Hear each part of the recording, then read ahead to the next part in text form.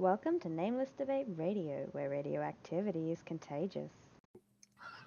I think that there's a lot of people that believe you saying they're wrong is an attack upon their person, not their ideas, because of social conditioning. I agree with that. Yeah, I would say that's true as well. But I don't really know what the way around it is, because when you're saying that that's the idea that's wrong, it's like a more fundamental attack than any other. Especially if there's attachment to the idea due to some. Yeah, it's defensive though. There's always going to be attachment to that idea. You know, like it's defensive. It's like, okay, so like if you tell me I'm wrong in a way that makes me feel as if you've hurt my feelings. You know, it makes me feel in the moment like you've done something wrong. Well, even if you know. Wouldn't the objective then be a lack of attachment itself? Yes, of course, but what we're talking about is the fact that, like a lot of people in society, and like in my experience, this problem is like a bit more predominant general. I should say in general, not itself, but whatever. Yeah, in my experience, this particular problem of what Eddie and I were talking about was attachment to intuition. It's a touch more prevalent in women, as far as I can tell, because like they're really good at intuition. They're better at it than men, and that protects them. And so like any defense mechanism of the thing that protects them is a good one. It's a good defense mechanism. On average, sure. I mean, I will say, like, hasn't it been shown that, like, as far as like the female sex is concerned, that like they tend to have a higher degree of emotion? I don't think that they actually have higher emotion. What does that mean? No. They're more susceptible to their hormones. No, I should say heightened sensitivity. Oh yeah. They're more sensitive to their hormones. Because I want to be careful. I want to be careful to like. No, but I don't think we should say like emotion. No. I understand. Like again, part of it is tiredness, which is like why I'm like cringing at the fact that you're like recording this shit. The echo is atrocious too. Yeah, the other thing I was gonna say is that like I want to avoid like pseudoscientific claims, so just got to be careful. For sure. No, that was just an observation. You know, in my experience, like that attachment to intuition happens to be a touch more prevalent among the women I've met than among the men. I've found that to be the case with me personally as well. Like I learned how to be more intuitive through my wife, and I modeled her behavior and way of kind of using and navigating with her intuition. And then I started to just become a better listener I think there's like this underlying signal that the embodied presence of being human, let's say, is transmitting along with the words that we use to describe our predicaments. Absolutely, yeah. But these are like what we're talking about, just to be clear, are like micro behaviors like facial expression and body language and word choice and tone and, you know, all sorts of stuff that you can see even without training once you're actually paying attention, but which when you're not paying attention completely escape you. Dude, I think the thing that disallows us to pay attention to that stuff is other emotional problems that like kind of take up bandwidth or RAM or something like that in the brain. Like if we have a finite limit. Most of the time, probably, but like also like intellectual problems. Like if you're puzzling over something like rational and someone is talking to you, you're probably going to miss a couple of the cues that they're trying to give you. For sure. Even if you're not trying to give them, like consciously. I think that's in things like describing my general function. Like, hey, like I'm focused on like how these like blocks in like a metaphorical analogy relate to each other, and like I don't realize like the shit that's like right in front of me like visually sometimes because I'm more thinking, I guess, of like the image in my mind, and The abstract representation. yeah, but it's like it's very vivid for me, so it's like it's like directly obscuring what's just right in front of me sometimes. Mm-hmm. Yeah, man, I experienced that too. I think what we're describing though is like less about the specificity of the situation and more about attention in general, right? Like it's an attention problem. If you're focused on something else, then obviously you're not going to be focused on what's in front of you. But the point that we were making is that sometimes what's in front of you can produce something that looks like intuition. Well, I mean, it is intuition. It looks like, what would you say, mystical understanding in some sense, because someone tells you something that, as far as you can tell, they have no way of knowing, and maybe they can't even tell you how they know, and it turns out to be true, and there's some repeatability to it, and you start to wonder, like, what exactly is this intuition that's resulting in this experience? And that's, like, again, similar to what we were saying the other day about synchronicity, right? Because like synchronicity is like this coincidence, but it's a coincidence in a way that's a coincidence on a couple of other levels. And one of the coincidence levels is usually of like personal subjective significance, right? And it's like when you think of the fact that it's significant to you, and you think of all of the coincidences involved, the improbability of the event skyrockets to the point where you don't understand how it could come about except through the contrivance of some other force. Interesting. I think the word that I really appreciate that kind of gets at the heart of what you're describing is the word syzygy. Like the alignment of three or more celestial bodies it's a pataphysical term, but it's the idea that like you get this subjective significance, like as one of the first layers of attention grabbing or pay attention to what's happening.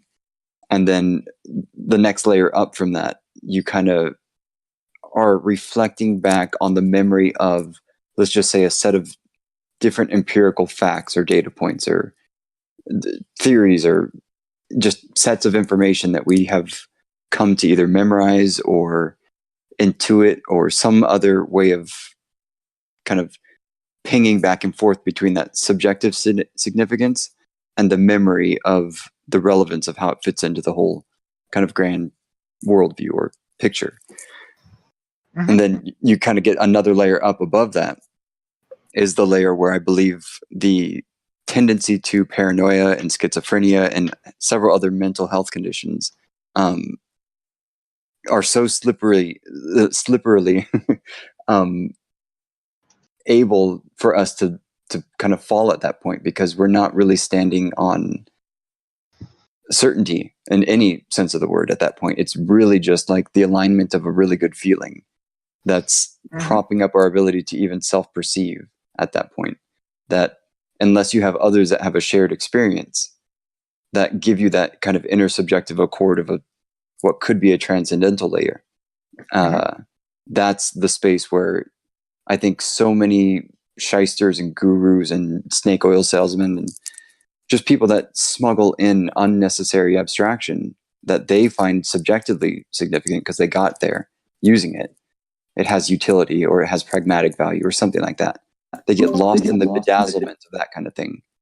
And then, I want to just like reaffirm that and say, I do think that like ambiguity is like a great avenue to be misled.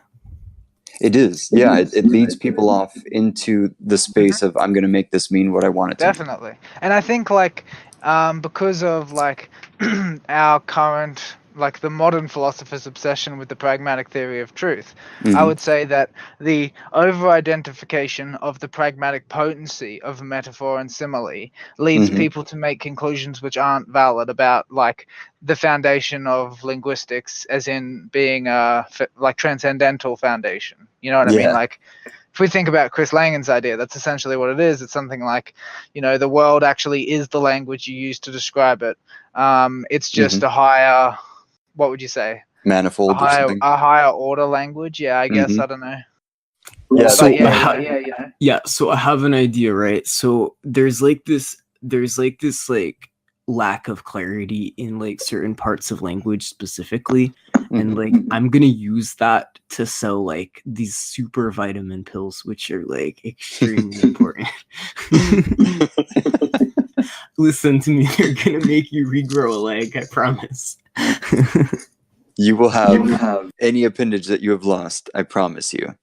You just have to use this horny goat weed. Yes, you just have to give me money without a refund. Yes. And use some fancy mantras to activate the charcoal in the teeth whitener. Also, I'm gonna like add this like disclaimer that you have to like have the right attitude when doing it, and it's gonna be so ambiguous that like you can't decipher like what that really means and find a pathway to actually reach it. So like if you don't actually achieve your goal, then I'm just gonna chalk it up to you being a failure at that specific part. Yeah, you're not enough like me. That's the favorite attitude, man. Basically, get good, kid. Yeah, basically. If you were more like me, you would see how brilliant I am. Ah, that's the one. That's the stuff, man. That's the ticket. Oh man, I know all the good condescension tropes. Oh man, I've heard most of them used against me. Oh, I've heard them used against you too. It's like, it's fun to see. I'm like a fucking honey trap for that kind of person. I think you are, and there's something weird about it because I think of it as like kids throwing ice cubes at the sun to try and cool themselves off. It's an interesting one.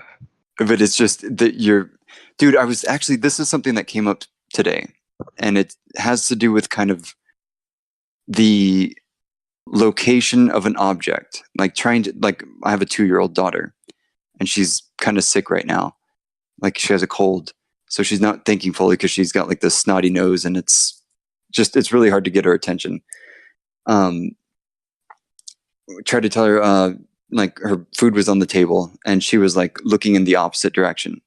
And then I tried to instruct her sense of attention with language, and she kept looking the wrong direction.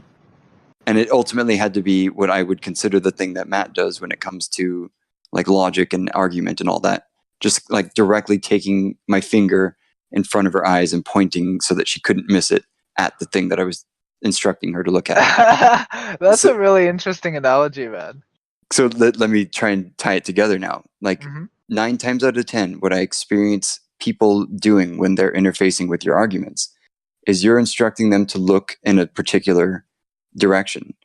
And by the nature of their questions, comments, concerns, and what have you, their feedback, they're looking kind of ostensibly in the opposite direction. And then you tell them, no, turn around. They do a 360. And you're like, you're looking in the same direction you started. Can you do a 180? And they're like, they turn maybe 45 degrees from that point. And you're like, no, a little bit more. Going. So like, what was the topic you were talking about just before? So I was thinking about the kind of, I guess we could call it the architecture of belief and what ends up happening to an individual. So that, let's say that someone rejects philosophy and they're just not interested in philosophy whatsoever. I kind of see that person as submitting to a type of religious architecture, whether it's via society, via an actual religion, a government, an economic system, a family, a job. All of these structures have a guiding mythos, if you will, that informs the behaviors of the people in that group. And the people take that for granted. They don't question it if they want to remain in that group. So they're kind of beholden to a clergy class, if you will, that interprets the things that would be philosophy, but that get kind of transposed into religious tenets and doctrines and dogmas. Okay. So let's take the scientific example of this then. What would you say the scientific example of this is? So like if we were to look at science as a whole as a religion, and the ones that are doing the actual science as the clergy, and then the ones that interpret what the actions of those who are doing all the experiments and making all the measurements as kind of like the preacher class, the ones that are being the ones giving the sermons and communicating those interpretations. The audience that receives that stuff that isn't doing the experiments themselves, they're kind of like, they're kind of beholden to a type of upgrade in religious architecture, if you will. Upgrade, interesting. It seems like an upgrade. So, how is it religious architecture still? It's, to me, the people that receive the message of science and accept it without philosophical validation or the kind of rigorous logic that would underpin knowing what the scientists are doing, because you can follow the methodology or observe the guiding principles that they're using to inform, you know, all their experiments and all that. Okay. That they end up just kind of taking a truncated version of all of what philosophy could offer them in terms of freedom to think through things critically and have a kind of coherent worldview, and more or less compose themselves so that they didn't require a clergy class or a preacher class. That they would then be the scientists, if you will. I guess my question is like what's the philosophically sound way to approach it? You know, like when Stephen Hawking says that something about the universe is true according to his understanding of the physics of the universe, but I don't understand any of the like mathematics that he's doing. How is it that I'm justified in supposing that what he thinks is true is in fact true, since there's no way for me to test it in terms of like, I just don't know how? Dude, that's a really excellent question, actually. That to me seems like there's going to be like a self-originating, I want to learn this because I want to learn this feeling. So like an autodidact or self-teacher. Or there's going to be something contrary to that is pretty much fine with taking information as it comes. That's interesting though, because like that's a dichotomy you're presenting, right? I would like to present mutually it that exclusive way. Options, yeah. Yeah, but I think that there could be a third option, because I don't identify with either of those. I am a teacher self, but I don't understand the math. You know what I mean? Like I'm not going to teach myself the math. That's where I would. I'm asking, right, is about. Would say that. Well, let me say this. Like I personally think that you and I both have to submit to the same kind of religious architecture to a clergy class of mathematicians. But what justifies it in some cases and not others?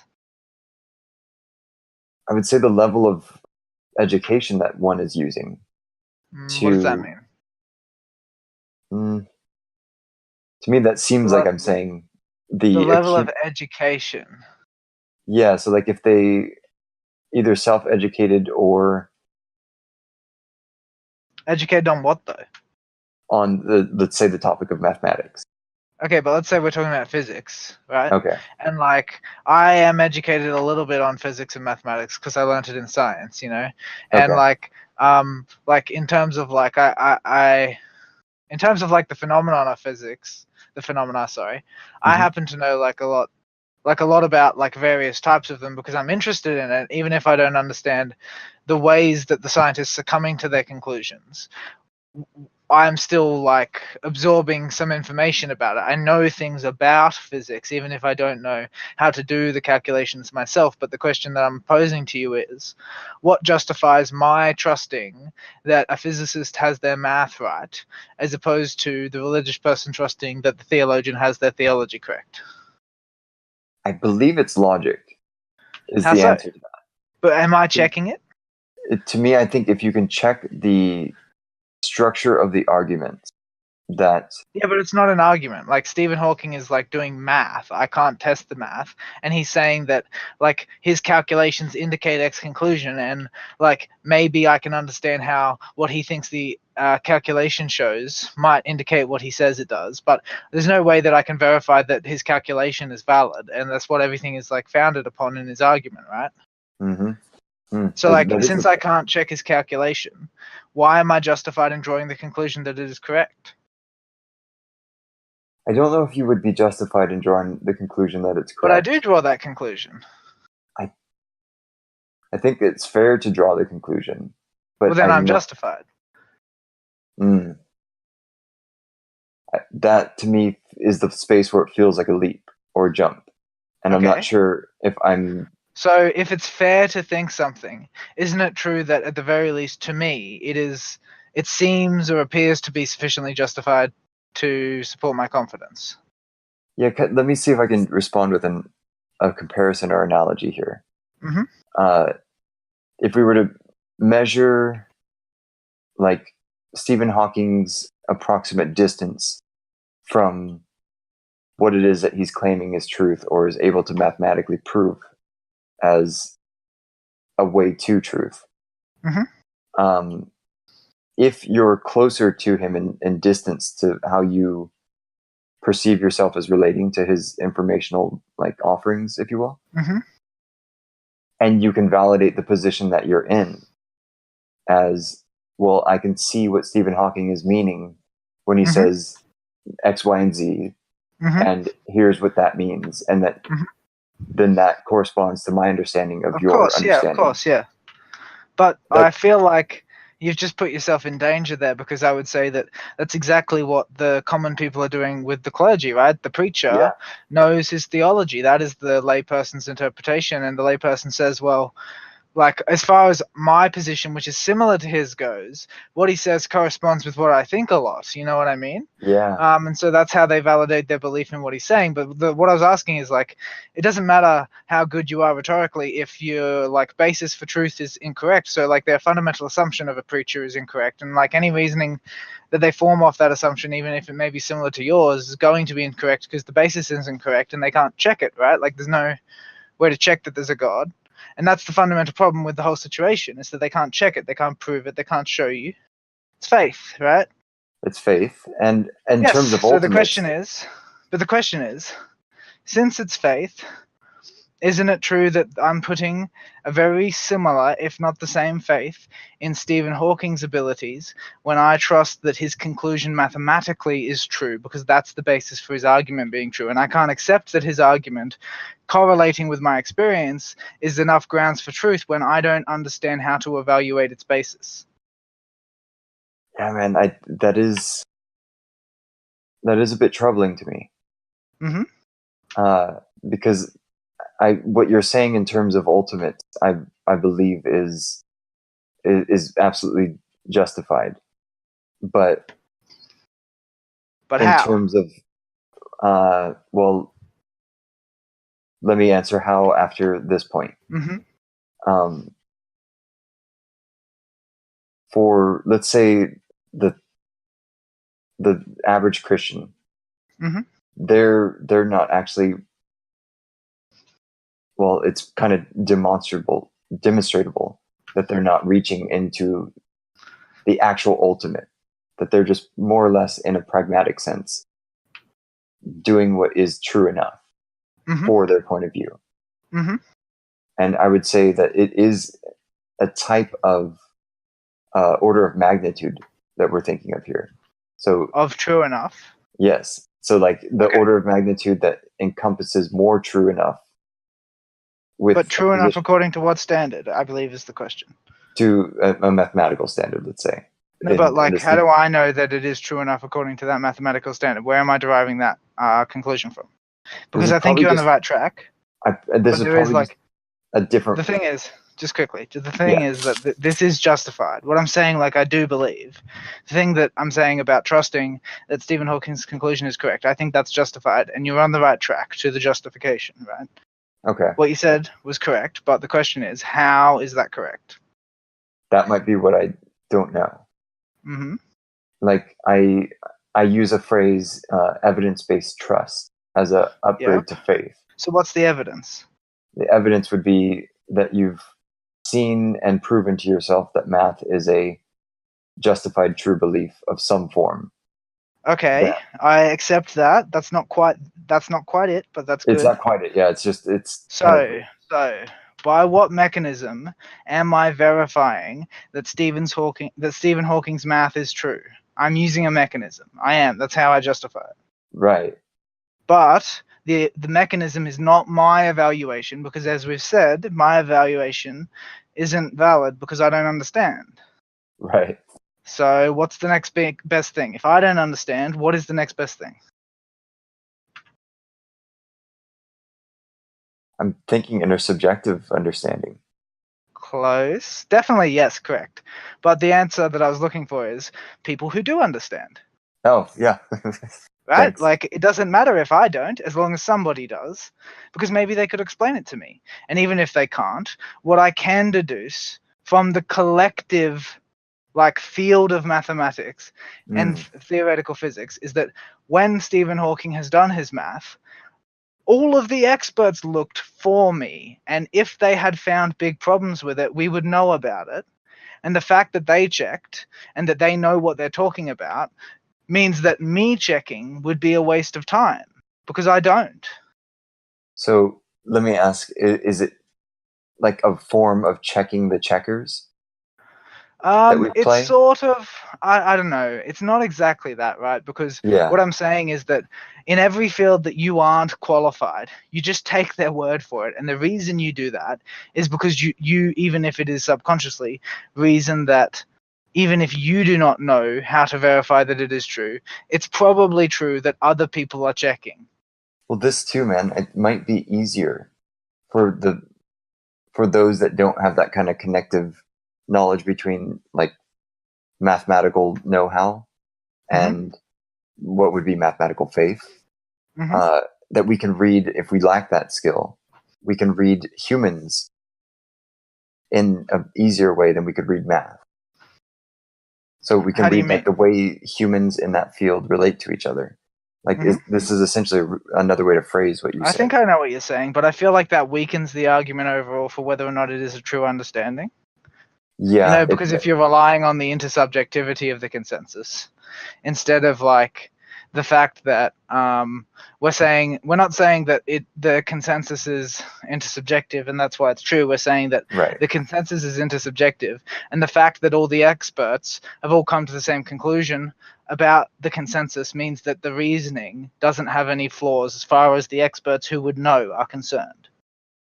Right. And so like if it's in reasoning like you know, specialty quantitative reasoning, which I am literally just not qualified to assess, then as long as I can be reasonably confident that qualified people in the field have checked the work and decided that there aren't any problems, that's peer review, then I am justified in drawing the conclusion that the results are true. Yeah, it's a good reason to draw that conclusion. Of course. And it's an interesting one to like come to understand, because a genuine contention of a religious person is, you know, science is just your faith. And some part of that is true, you know what I mean? Like the way that people accept what scientists say when they don't understand it is definitely a faith-based idea. But at the same time, the scientists generally are not justifying their beliefs in science or their ideas about the world by faith, even if they do believe in a faith, because what they're saying is that, well, the faith doesn't help with the testing, so let's focus on what, you know, what we can test. Right. It's not like a prerequisite for the I mean, they would say that it is, but the point is that it's not functionally involved. Right. Right? So it's like the faith can't make your testing better. So even if you believe in it, leave it at the door, because it's just not relevant. Right. Huh. Something like that. Yeah. Which would be the pragmatic theory of truth in science, right? Right. And I think that there's like a functional equivalent to that in terms of the almost like the collective value system that people operate by, because they're really hanging heavily on, does this work for their subjective preferences? And in the case of Christianity, it checks off all the boxes that are morally relevant to an adherent to Christianity. And then I think like what you said about what weakens the argument for your position is this thing that's taken as a strengthening quality to a theist position. So For sure, yeah. that they read the people that are claiming to know rather than the content of what the people are claiming. Absolutely, yeah. I would definitely That agree seems with to that. be a mechanism that faith kind of functions by. Yeah, it favors it for sure. Favors for sure. Mm-hmm. And the difference that I'm trying to draw now for my own sense of understanding is if you can't do the math, or if I can't do the math, that means we can't like directly check it. But this process that we just outlined seems like a form that's indirectly maybe just a few degrees off from that. Mm-hmm. So it's like as close as we can personally get given our set of skills or whatever. Yeah, I would definitely. Yeah, I agree with that. And it's the Okay. sort of thing which is like, because our skills like set the scope of what we can perceive. Like the method that we're using wouldn't even be like 3 degrees off. You know, it'd probably be like 30 or 40, and it's like we can only see 3 of them. And every time we course correct a little bit, we see a little bit more how wrong we have been in the past and how maybe we could go about being right in the future. And it's not until you've done most of that correction already that the truth that always was obvious starts to look that way to you again. Yep. And that right there, that point is a bit of what I mean. Like there's a mundane quality to truth that is so easy to overlook, so that it seems as though it's the thing that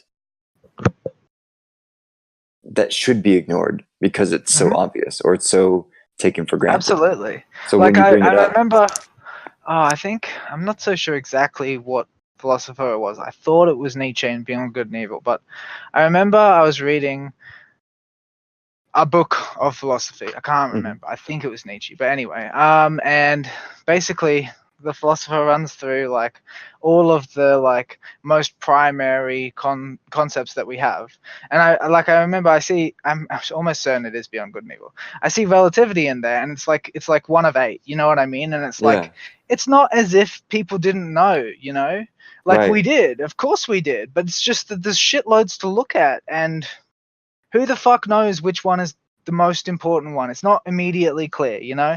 And like when the thing that you're using like basically underpins all of the ways that you can interpret the world, it's very, very difficult to differentiate it. Like in terms of like you're not looking at it, you know what I mean? Like you're looking at whatever conclusion you're using it to derive, and to look directly at it is really difficult. It's like looking directly at your nose. Well, yeah, you almost have to kind of like pull to a behind the scenes look, or break definitely. the fourth wall, It's so like, to speak. but yeah, it's something like, you know, when you're in a car and you can't see into your blind spot, and then you sort of forget that you have the blind spot. Do you know what I mean? Like bad drivers, when they don't check their blind spot, it's sort of like the fact that they can't see it means that they sort of actually genuinely forget that it's there. And like when not only can you not see it, but you're not conceptualizing it, you're doubly blind to what is. Ooh, that's a really good point, man. The double blind of like, and it's like blind on a like elevated level, realistically, you know what I mean? Because not only would you be blind if you knew it was there, but also you don't know it's there, so you're not at all going to compensate for it. That right there is the basis of revealing, I think, the area in our minds that can self-deceive. Sorry, say that again. So it's like the area in our minds or brains or what have you that can self-deceive seems to hide in that blind spot, that double blind spot. That's it's a very insightful thing to say, Eddie. I definitely agree with that. That's like, I think that like that's exactly what it is, because it's so fascinating to me to watch people in denial like later admit to me that they did kind of know all along, but then in the moment when they're in the denial, they're in the grips of it, the denial is such that they look like they believe what they're saying. Yeah. You know, it's like you have to rescue them from their delusion, and then when you have, they say, yeah, I put it there because it's hard. And it's like, what, how how did it take you like that then? You know what I mean? Yeah, that's what But I want to that's just sort of understand. how it works. That's how they work. Is that Dude. like once you are tolerating a delusion of any kind, like denial, the boundaries of the delusion are not something that you can keep appropriate track over. Absolutely. That sounds very, very true. Right? Because as soon as you're letting there be delusion, you're not looking anymore for the delusion and ripping it out, and doing that means that it can spread a little bit and then a little bit more and then a little bit more, and all of a sudden you don't even know that you have this defense mechanism that you know in some part of you knows you constructed it, but the other part of you is like, what's happening? Like, you know what I mean? Like, it's like you feel like the thing you're doing is justified and you have no idea it even is a defense mechanism. And it's interesting because when you consciously constructed it, you definitely knew, and that knowledge hasn't gone anywhere, but you're ignoring it in some sense because it suits your purposes. Yeah. In a way, you could say we are what we pay attention to or ignore. I definitely, yeah, there's a lot of truth to that. Like the or rather, it's more accurate to say we embody that within us that we pay attention to or that we ignore. I like that. That's a really good amplify to it. Amplifier. Amplifier, thank you. Amplification. Yes. spew some word salad at you. Well, it sounds like the kind of thing that if you could kind of compassionately reveal some of the nuanced feelings that accompany that process of self-deception in a way that was familiar in the vernacular of the person that was self-deceiving. Yep. I wonder about that process of dialogue, so that that you're essentially walking up to the edge of where you perceive the self-deception to have started. Yeah, I don't know. I've never been able to spot the beginning point, because I feel like once it's begun, the beginning point sort of becomes nebulous. They're not even sure where it exactly it starts.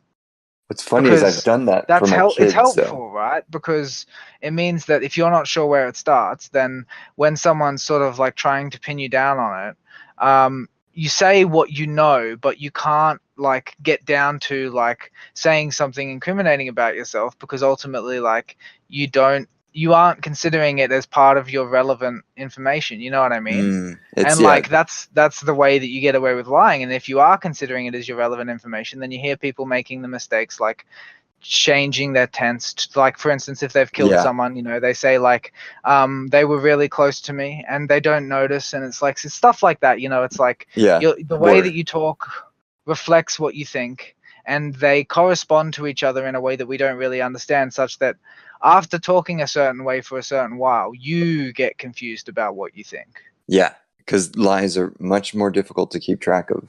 Definitely, man. And they sort of like embed themselves in your perceptual structure, and it's very difficult to figure out how they got there if they're not true, because you just forget. Yeah, I think that's it. Well, that's what like I've noticed with my children, and insofar as I can help them pay attention to the areas where they are self-deceiving. Like my youngest, she just is such a contrarian that you'll like, she'll be holding a cup or something, and she'll be like, I'll walk close to her and she'll say, "No, don't take my cup." I'm like, "Honey, I'm nowhere near you. Want anything to do with your cup? Stop it! Don't take my cup." And it's like she really means it though. She's like, she's bit down hard like a bulldog and won't give up the accusation that you're after her cup somehow.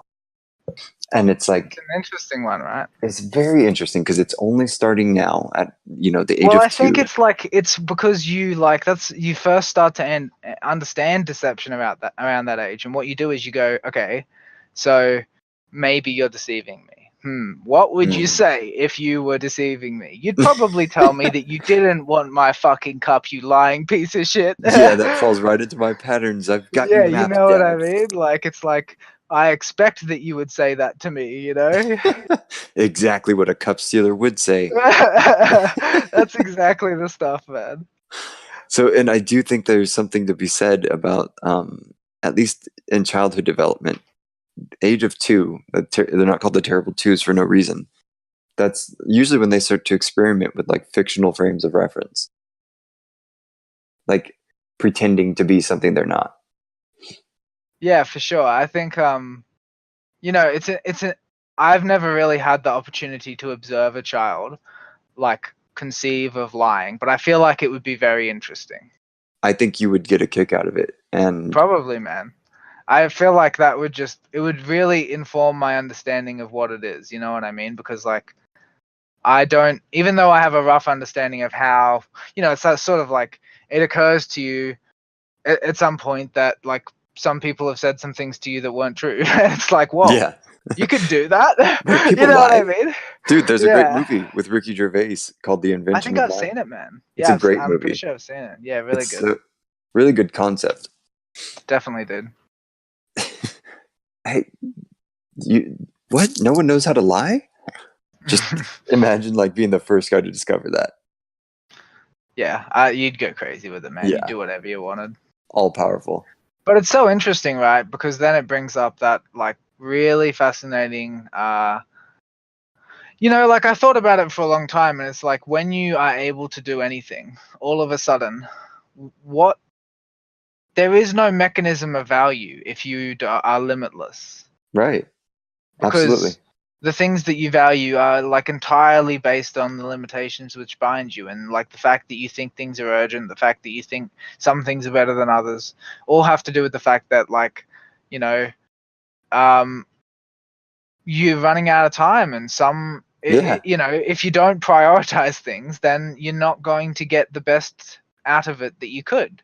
Right. And you so won't like get to all of it. exactly, and like people have a hard time stepping outside that mind frame, but like if you can manage to think like, what would it be like if I had forever and I never needed anything to live? And the answer is you probably wouldn't get up to very much, because like the things that motivate you are entirely based on the fact that you're limited.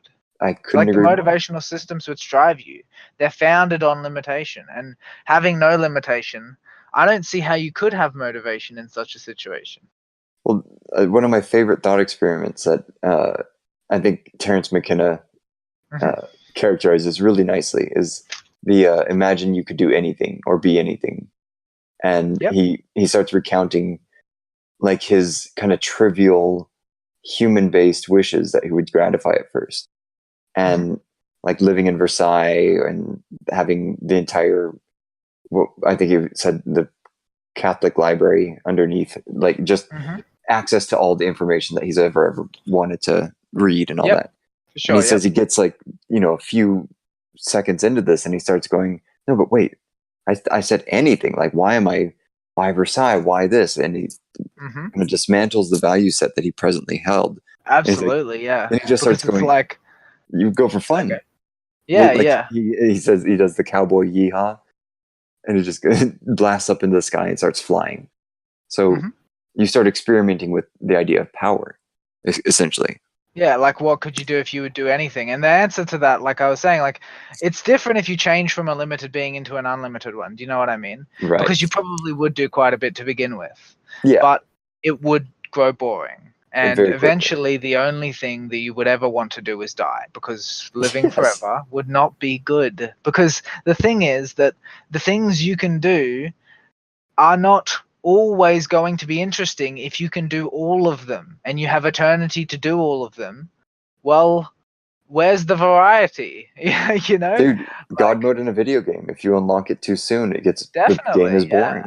Exactly. Like I've felt that many times. I'm sure lots of young teenage boys have. You cheat, figure out how to cheat at a video game, and all of a sudden it's like, wow, so it's actually not fun. Exactly. Turns out when you can win all the time, it isn't fun. How did that happen?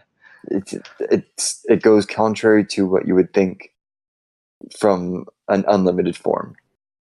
Oh no, I'm sorry, I inverted that. From a limited form, you would think, gosh, I wish I could just win all the time. From an unlimited, kind of more all-informed form, you would have the exact opposite. Yeah, absolutely. It's very strange. Well, this is kind of what I like to use the metaphor of God in explaining why it would go through the trouble of inventing a humanity perfect and then fall from grace and then climb back up, kind of acquaint itself with pain and suffering and going away from that perfection that was just given, granted, and into a process of winding up in that same Garden of Eden perfection, but because you worked for it, so to speak. Mm-hmm. So, like, if you take Genesis to Revelation, at least from my point of view, being raised as a Jehovah's Witness, they believed that it was a paradise as the promise of, being a good human and staying faithful and all that. You get to live forever in paradise on earth after that. Don't question, how that's all going to happen, because I think they think it's a magic wand kind of thing. But to me, the idea that humanity is special to the fictional entity that God is, trying to represent, it's that it would be a metaphor for saying what an unlimited eternal being would eventuate as a game for itself to play, so it wouldn't have to be so lonely in essentially talking to itself or being eternal, that it would limit. Yeah. Mm-hmm. I think, like I've heard a very similar argument just in a truncated form, which was that why do we exist? And it's sort of like, well, what are we? And the answer that they propose to you is, well, we're limited, and obviously we're limited. And right, what's God? Well, obviously you framed it in such a way that I'd probably say God is limitless, right? Like that's the obvious intuitive answer if you framed the start of the question like that. So probably I'm going to say he's limitless, and then you say to me, well, what does something that's limitless lack? Yeah. And the answer is limitation. Yeah. And here we are, That's the other thing too. That's that one, even though it is, technically not valid. That's a beautiful argument. It's a nice narrative, I think. Yeah. It's graceful. It's not graceful, like contrived. Very poetic in the way that it's seeking to comport itself. Absolutely, yeah. But like, there's the idea too, then, that like if we take the example that Christ represents the ultimate martyr that had no sin and they killed him anyway, so that's the price of perfection. And then God as being the thing that did the same thing but for existence itself. So God necessarily doesn't exist in order that we may, in our limited form. So it gave of its unlimited potential into the space of paradoxical. I feel like you'd run into some issues with theists, though. Oh, for sure. I just love the idea of equating God with nothingness. Yeah, for sure. I think Nietzsche says something that I'm never quite sure how to interpret him, but he says something that's similar to that. He says, whatever is profound loves masks. Whatever is most profound even hates image and parable. Yeah. Dude, that's awesome.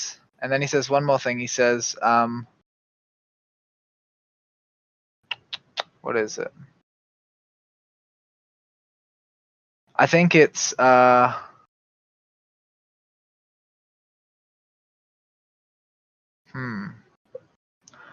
not sure if I'm doing the negation properly, but it's something like, would not nothing else be the proper disguise for the shame of a god?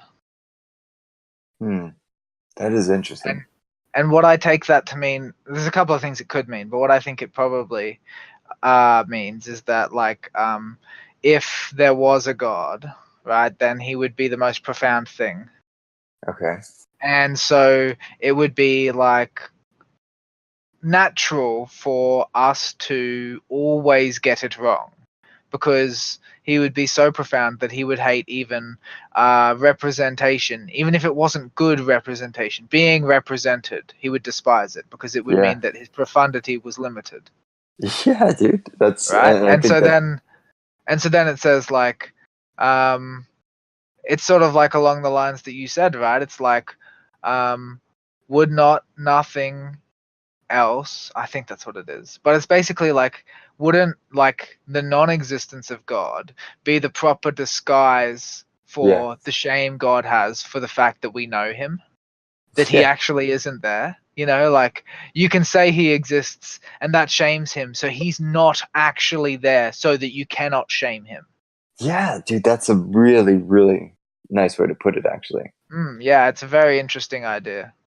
And I've explored it in terms of kind of extruding the story of how that would take place as the story behind God Debris or God's Debris by Douglas Adams. Or is it Douglas? Definitely. Scott Adams, I'm sorry. Yeah, I think it is Scott Adams. I think you've recommended that I read it a couple of times, but I haven't got around to it yet.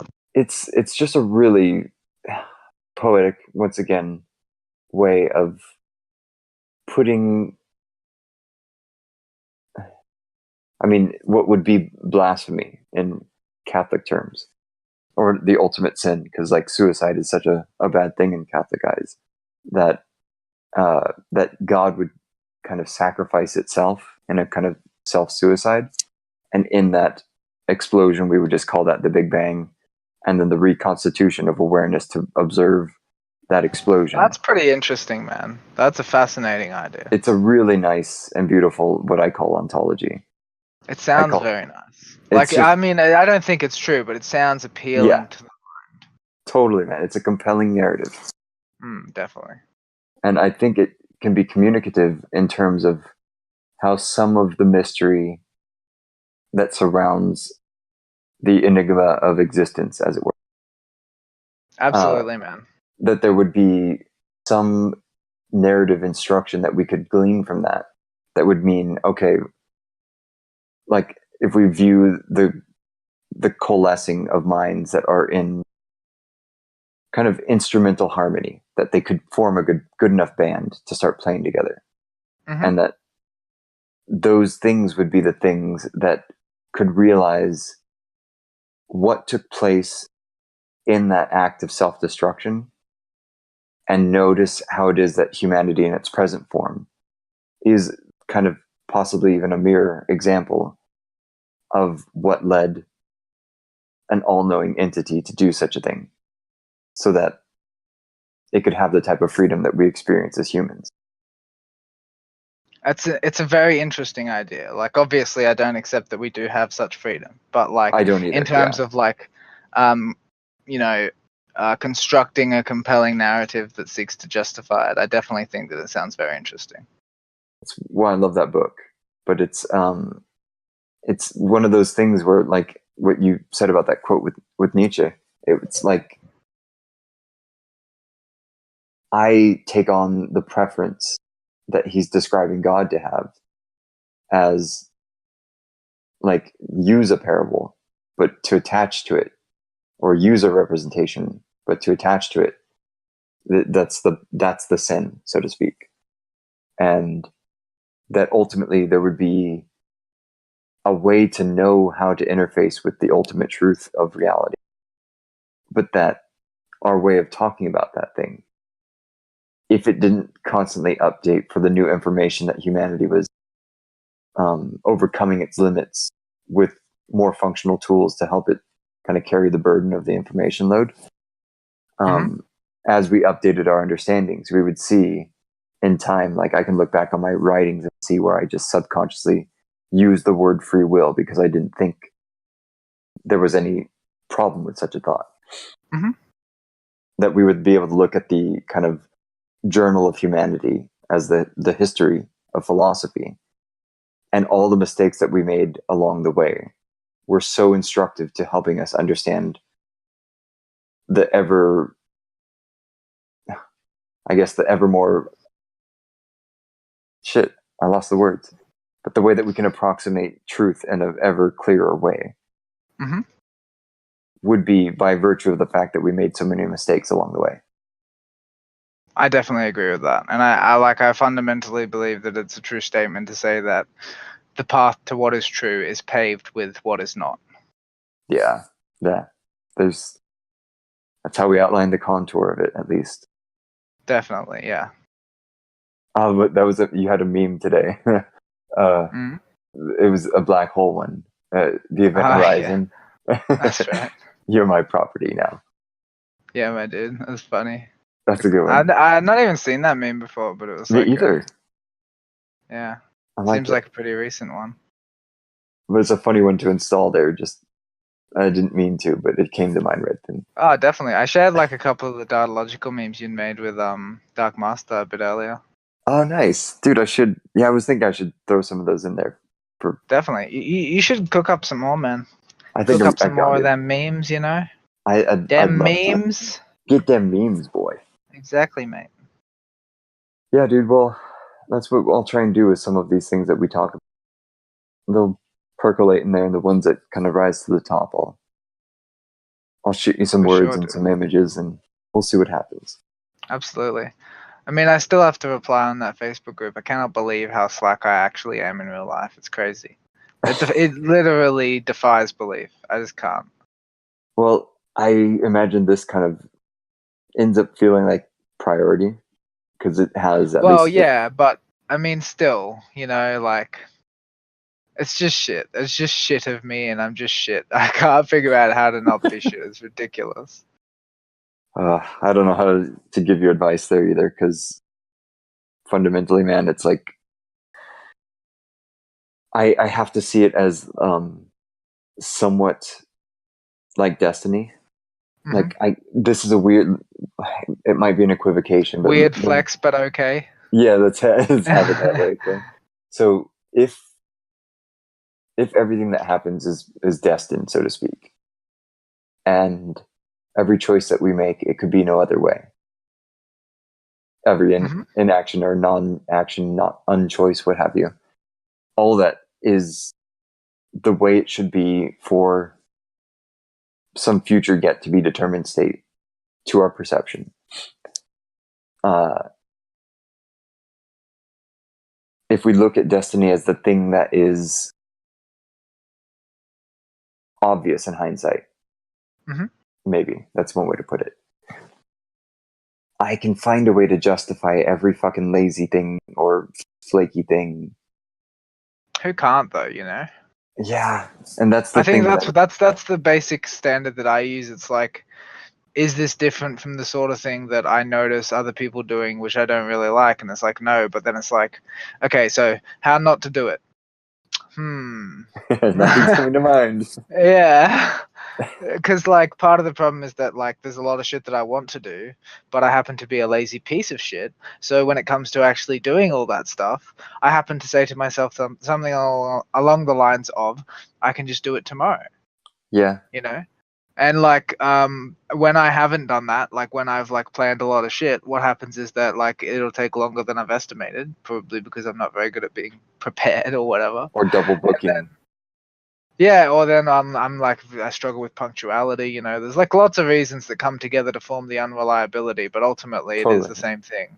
Yeah. In the interactions, which is that like I say that I will do X and then I just don't do X, and it's not exactly because I don't mean to. It's like because I haven't figured out how to like mean it properly. I guess you know what I mean. Like I don't even. Do you think it's hard to describe? Do you think that it might be a thing about priority? I think no, it's partly, but it's more like it's that I haven't yet made it a priority to like solve the fact that I get distracted and that I'm not punctual, because like there's a lot of other important things going on in my head, you know what I mean? And like when it comes to like fixing the wrong things, I focus on like the function of my thoughts and like whether or not they're accurate before I focus on like how effectively I'm implementing them, if you know what I mean. So let me mirror that, because I think I do something similar. It's like I can't put a piece of IKEA furniture together unless I've imagined unless you've imagined it. Yeah, unless I imagine it first and wrap my mind around it. Oh, as in like you do it wrong otherwise? Yeah. Like I'll absolutely. I just do it wrong. I don't even like bother because I can't imagine properly. I literally every time I'm doing IKEA furniture, it's like I put it half together and it's like fucking hell. I have to start again. And then I'll get 3/4 of the way through and it's like, God fucking damn it. Yeah, Gotta start again. that is weird to hear, man. Because that's why I imagine so they don't have to redo it twice. But I can't imagine it properly. It doesn't work. I know, that's one of your My things. brain doesn't do that. It doesn't render it. No. Yeah, third eye blindness. It's more like I can like follow instructions. I'm just not very good at mentally constructing a methodology, like in terms of like on the spot. What I'm very good at doing is refining a methodology that I'm talking about until it's not wrong at all. That's what I love. But I'm not very good at immediately proposing how to do something. I'm very good at getting to a good conclusion, not having a good conclusion. I think that's why we kind of work together. Like, because I'm really good at sketching unfinished methodologies. Yeah. Like, yeah, you have a lot of good conclusions that you're not quite sure how to justify, right? And, well, I have a lot of starting ideas that I think are good starters. Good conclusions. Sometimes I have decent conclusions, but they're somewhat kind of parkoured through, if you will. I think that the thing about your conclusions is that they're good, but they're not right, if you know what I mean.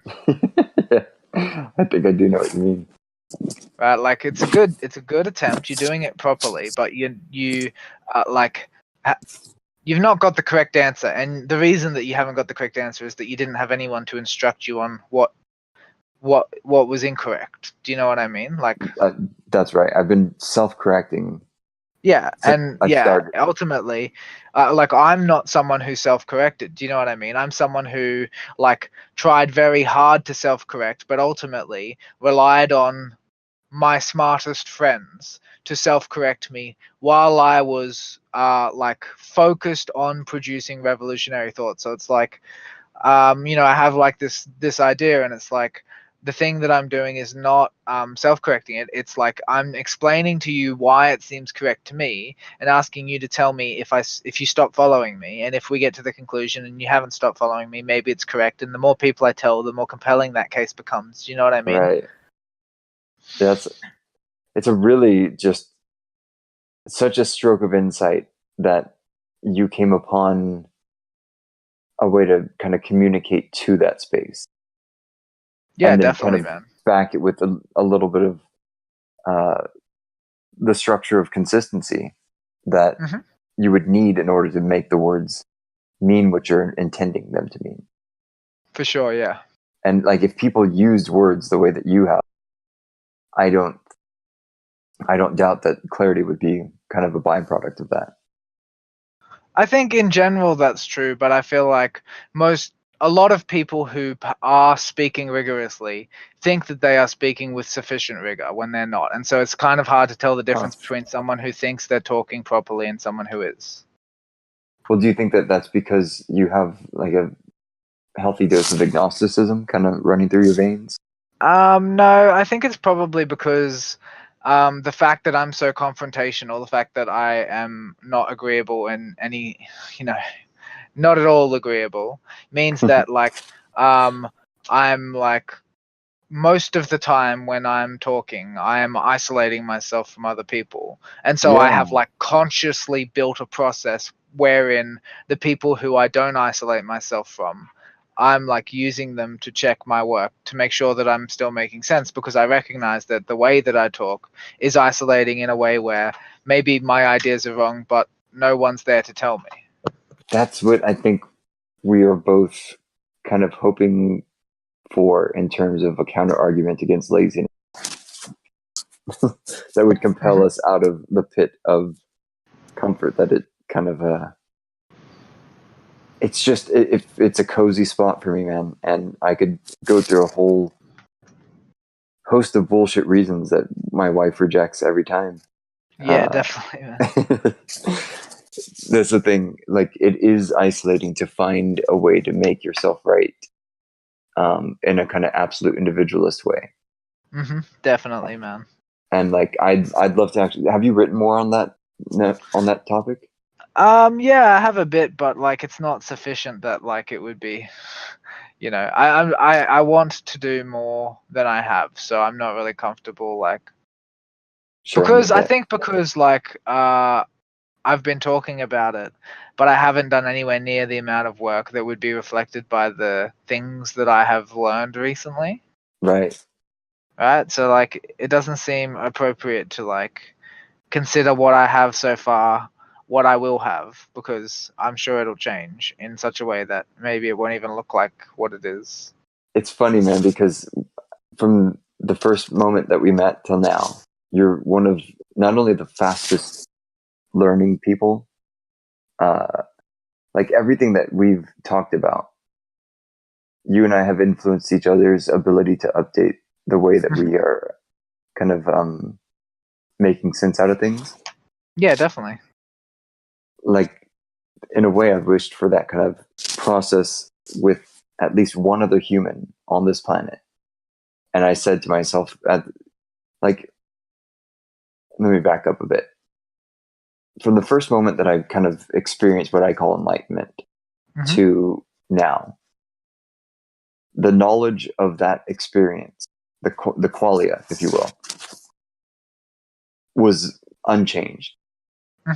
It's the same static image that we basically call the omniverse at this point. And my understanding and ability to English that one static download has not changed. Absolutely, yeah, I would definitely agree. Has changed. But that's just because I'm getting better at, not contradicting. Absolutely, yep. All the points that are needed to even try to start an expression that explains all of that. So when I got that, it's as if I said, there will be something that's going to cut through all the bullshit. No coincidence that your last name is A-Cut. And wouldn't that be a hectic coincidence, though? It's what'd you call it? A hectic coincidence, mate. Hectic. Yeah, as in like intense. I love that. It's a very intense coincidence. Like, that's why I have a hard time not thinking humorously about things, because the synchronicity or the serendipity of my life experience, if I were to recount it from like the private chambers where I isolate myself away from everyone in that kind of absolute individualist sense, if I share that part of myself with you or with my wife, that's kind of or my best friend John,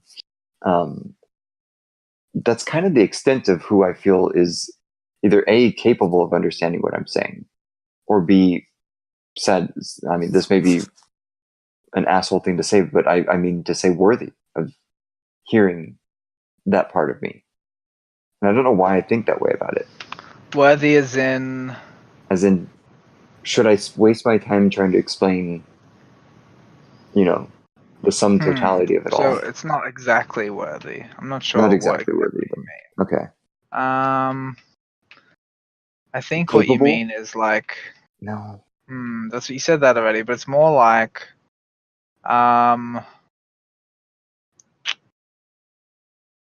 it's the opposite. Like it's the, I don't know if it's the opposite. It's some people cannot be helped. That's what it is. Yeah. There's a pearls before swine connotation to it. I'm not too sure exactly what the correct word is, though. I don't know if I have a word for it, but there's one that's coming to mind is deign, that I deign it appropriate or something like that.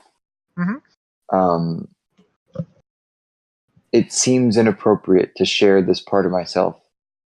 Oh, okay. So maybe what you're saying is that it's not prudent. Yeah, it might be. It might just be the thing that's off-putting or an overshare. Because like prudence is about like caution and like whether or not it's the best decision and being unsure about that. And you're saying like because some people will they'll either like alienate you for the topic or they will completely miss the point. And if you can determine that beforehand, then the better choice is not to waste your time on them, even though that seems condescending. What you're talking about is like the actual functional act of investing time into something which has no productive conclusion, which is by definition a waste. Precisely, man. Thank you. That's like, So that's what affords me to justify being. I think though you're not saying that they're not worth your time. I think you're saying No, prudent not to waste time talking to them about specific subjects. because you can kind of sum up their values as not being compatible with that type of information. Yeah, and I think that's a pretty fair statement, realistically. Okay, well, I do too, man. But like, what this ends up justifying for me in terms of a course of behavior that I'm almost unwilling to change for many people is that here I will be okay with wearing, a set of 7 different masks that are similar to my deepest true sense of self, but they're not it. And people end up falling in love or befriending a carbon copy of what I actually am. Is it a carbon copy? Doesn't that mean an exact copy? Well, that's not the right word then. I'll just make sure that I'm right about that. But I thought it was. No, I'm meaning to say something that's like a simulacrum, perhaps. Simulacrum or whatever it is. That's however you pronounce that word. Yeah, I don't know. Simulacrum, it must be. I don't know. Yeah, that makes sense. That's better than what was it? Better than carbon copy for sure. Because a carbon copy is like something you get. Like that's what the CC of an email is, and it is an exact copy of the thing. Yeah. Yeah. And then what did you look up? Simulacrum, or however it's pronounced? Yeah. Which is like a representation or imitation of a thing. Imitations. That's it. They get an imitation of my true self. Oh, well, really, isn't it like what would it be? A manifestation within like a limited scope. Yeah. It's not exactly an imitation. It's like you are actually like misrepresenting the boundaries of your actual self, so that to promote social cohesion to some degree. Yeah. In a way, I minimize myself. And in a way that's not unlike the whole closeted feeling that accompanies much of the civil rights movements that humans have gone through. But this one just seems so like if I were to come out of the closet about this true essence of who it is that I am as this whatever, just the deity, let's just say that much right there. And then really make a stand for it. It just feels like humanity's nowhere near ready for that kind of campaign, if you will. So I don't even waste my time with it at the present moment. It might be something 100 years from now that becomes relevant to the value set preferences that humans. I mean, I have higher hopes for us, honestly, but I can understand where you're coming from. That's like a part of my kind of. I don't even know if it's not a depression. I've found a way to repurpose my whole kind of depressive space, if you will. It's like I can do philosophy in the place where normally depression would take place. That's pretty interesting. It's a funny, like it's an upgrade for sure, because I don't recoil from anything that would be depressing now, but I tend to kind of, when you wait around for a decade to find someone to talk to you at the campfire that you're sitting around that you're just muttering to yourself about as a characterization of what it feels like I've been doing for the past 10 years or more, privately in my own head. When someone finally shows up and they're fucking present and they know as much, if not more, and can teach you all the things that you've made mistakes on, you just, for me personally, without like externalizing it too much, I just go, was that really so difficult? Like all the things that I experienced in the past decade or so, it doesn't seem as such that it was. The words don't seem like they were incoherent. But the recipients of my words ended up feeling like I wish I could have just had a mat 10 years ago, but I wouldn't have been ready for it. You know what I mean? I don't know if you wouldn't have been ready for it, but I do kind of know what you mean. Yeah. Like, do you remember when you first started kind of spreading what you were spreading DM theory through the McKenna group? Mm-hmm. And That there was a it. point. Not a good not a very good experience. They're not that No, not but very open-minded in that group. Let me tell you. dude, it's kind of concerning. I reckon. But it was. I remember you said something like, "This is going to go sometime," like, It's gonna and what? Sorry. that it would go viral. That this Oh yeah. theory of everything, it's a matter of time before it goes viral. And I agree. But I think at that time you misestimated the. Oh yeah, probably yeah. Yeah, and I think it's I because you were was a bit. Sorry, go. you were still kind of coming down from the realizations of it, Yeah, probably. Yeah, that's a good. Yeah, definitely. and so high on the fumes of enlightenment, if you will, Mm-hmm. you misestimated the time frame in which that the virality of DM theory could take place.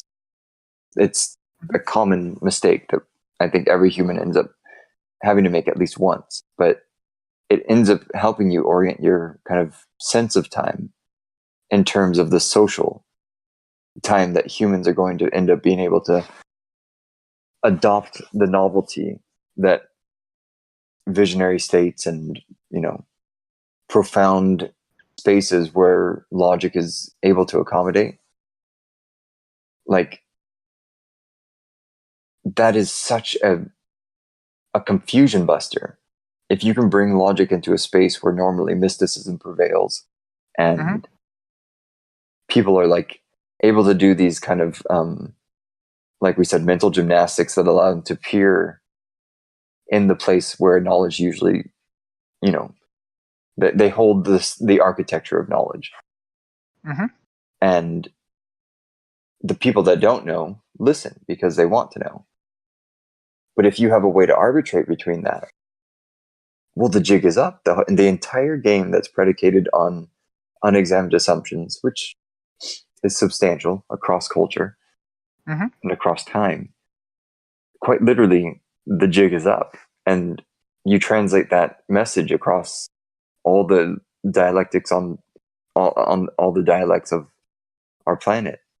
You eventually get what I was told as a kid, the spreading of the good news through all the nations, and then the end would come. So it's like,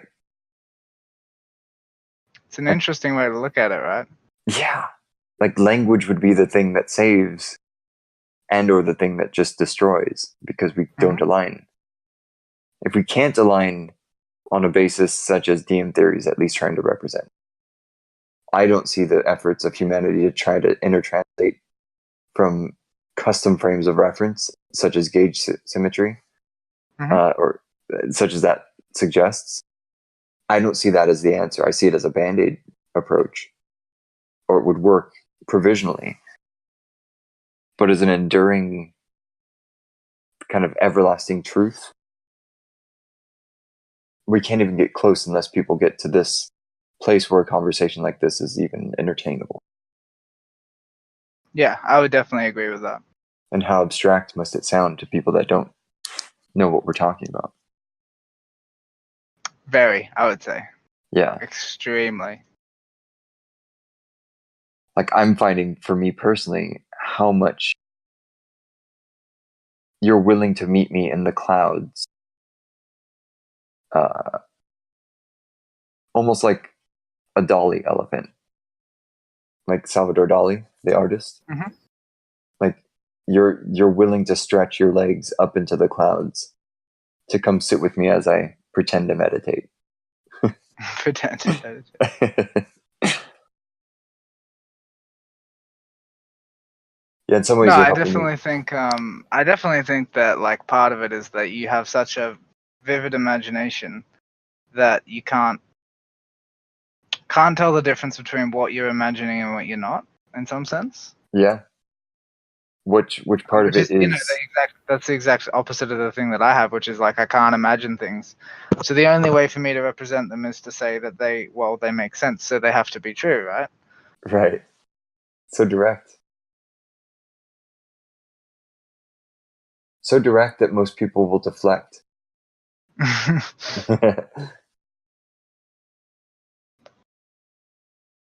That's too quick. I want my truth to be long-winded. Don't you know it, man? Sometimes people think that too. I know I do. It's something that like I've encountered a lot.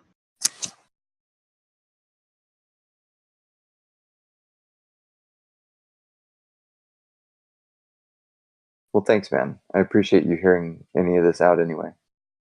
It's all good, man. I think we've got like more than enough for a pretty sick recording, pretty sick couple of recordings. Nice. Yeah. Let's. I'll see if David Sanderson has anything he wants to say. Oh, is he in here? Mm-hmm. You can unmute yourself, man.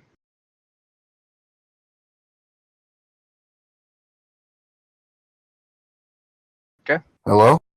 How's it What's going, up, man? No, I wanted to ask a question. Do you think that the problem with the explanation of DM theory is that people aren't intelligent enough to comprehend it, or that the language is so foreign? Neither of those things is true. It's just that, like, to begin with, it seems a bit ridiculous, and like to get you to invest enough time in it to actually have like understood what it's about is pretty hard because it seems ridiculous. Like the idea that someone can come up with a theory that actually does explain everything is inherently ridiculous. Yeah, I agree with that.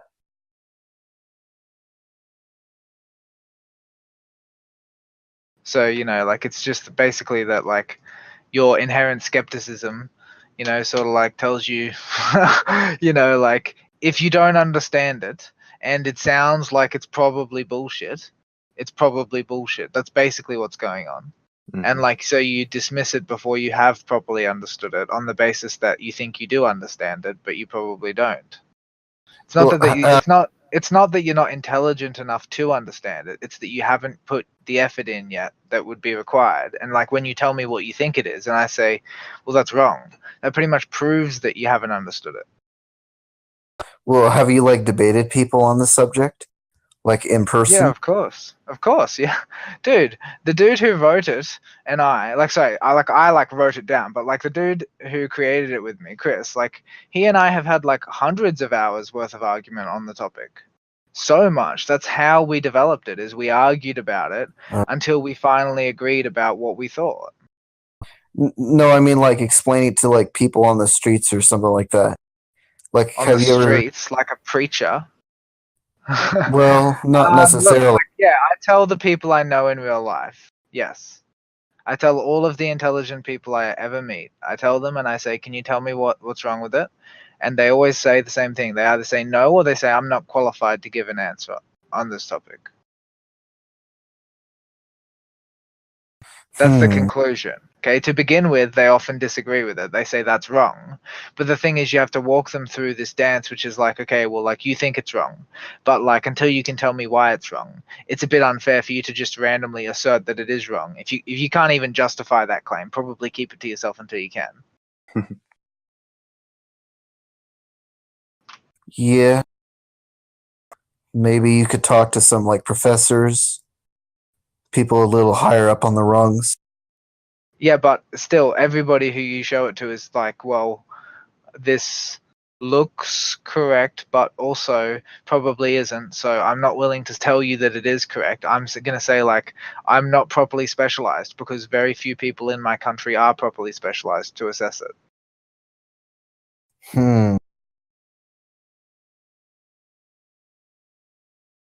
You should try coming to America. There's a lot of argumentative people here. Kind of. I'm sure there is, my dude, but are they the correct kind of argumentative? They're kind of opinionated. Yeah. They are, though. That's not the correct kind, though. The correct kind of argumentative person is an educated one, not an opinionated one. I don't know. Maybe. I mean, it kind of seems. I'm pretty sure about it. I mean, I haven't been to a lot of other countries, but it seems maybe that America is a little bit more Aristotelian. I don't know.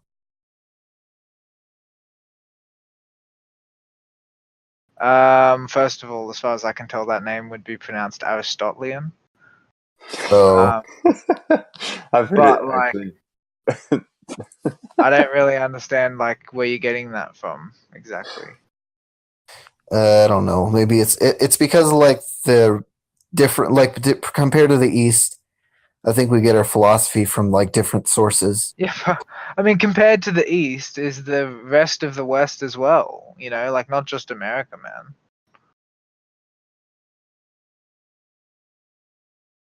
My country is a Western country. You know, like compared to the East isn't particularly differentiating. Mm. Like you made a claim about America, not West or Western Yeah. philosophy or Western society.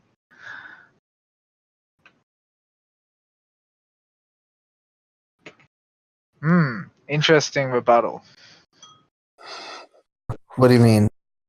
Nothing, man. It's just a bit of a meme, you know. Thank you for listening. Like, share, subscribe, and join us in the Nameless Debates Discord. We hope to see you there.